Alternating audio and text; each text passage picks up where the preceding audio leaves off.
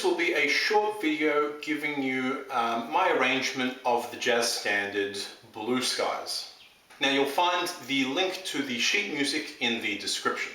So firstly, it sounds like this.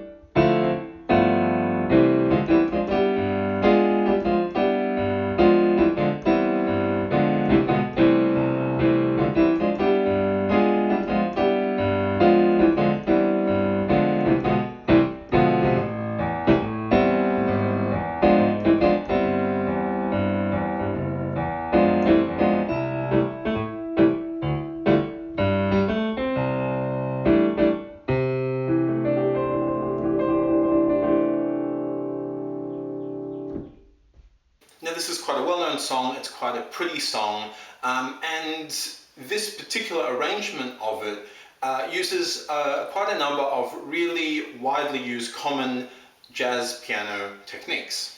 Right, it's got a walking bass line, it's got stride, it's got rootless voicings, it's got the locked hands technique in the middle there. And that gives for a very nice and interesting and varied performance. It's quite interesting to listen to because quite a lot happens. It's not just the same technique all the way through the song. And for the same reason, it's a good one to practice because you get to practice all the different techniques that generally we practice separately and individually and learn how to actually combine all of them into a single song or performance. Now it's an AABA form, and in the A section, the right hand just plays the melody. Now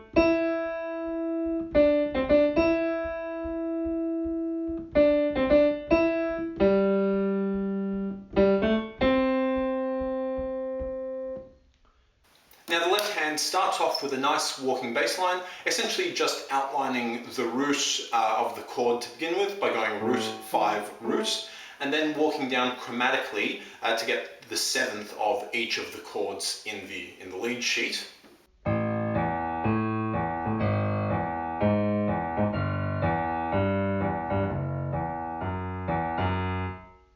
And then we jump into a simple stride technique where we just play root note chord, root note chord.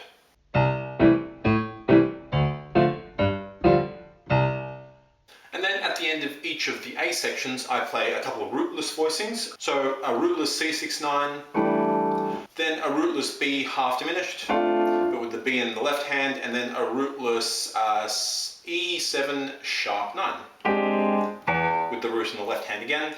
Then it repeats all over again.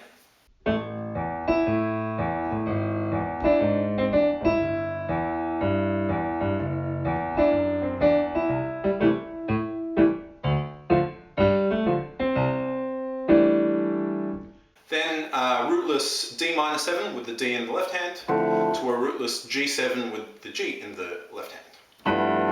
So we're doing rootless chords in our right hand, but we're adding the root in our left hand just to get a nice sort of resolute bass section or line. So just there with those section A's, we've already used walking bass lines, stride piano, and rootless voicings. All very common and widely used jazz piano techniques, and techniques you should know and should be practicing if you want to learn jazz. Then in section B, we use the locked hands technique. Now I'm not going to cover what that technique is in detail because I've got a separate video to it which I'll link to in the description. But essentially what we're doing is we're harmonizing every single note in the melody with a chord. And that chord is either the tonic chord, the C, or a diminished substitution of the dominant chord, which is G7. So in our case it would be, for example, F diminished. Now again, that may not make sense to you, but if you go watch the locked hands video where I discuss this technique exclusively, I explain that in a bit more detail. So that sounded a bit like this.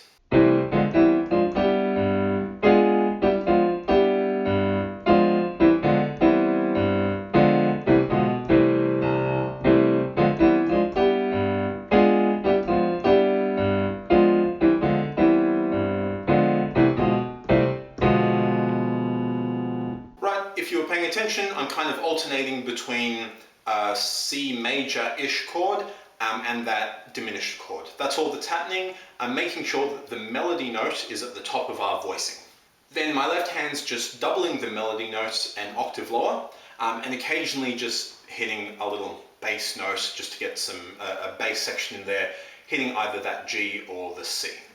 And then we go into our final A section, which I play exactly the same way in the left hand, but I harmonize using that locked hands technique in the right hand.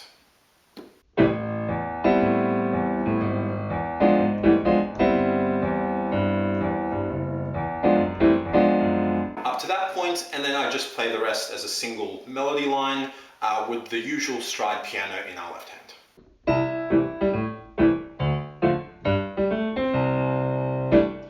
And then I think I finished on a quartal voicing, something like this. Cool, and that's it, a nice short little video. So grab the sheet music, have a look at it, try play it. Like I said, it is a nice little song, quite pretty, good to know.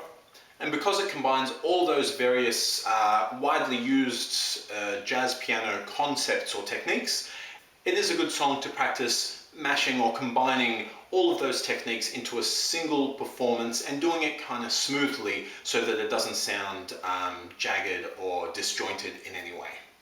Cool, but that's it. Thanks guys, see ya.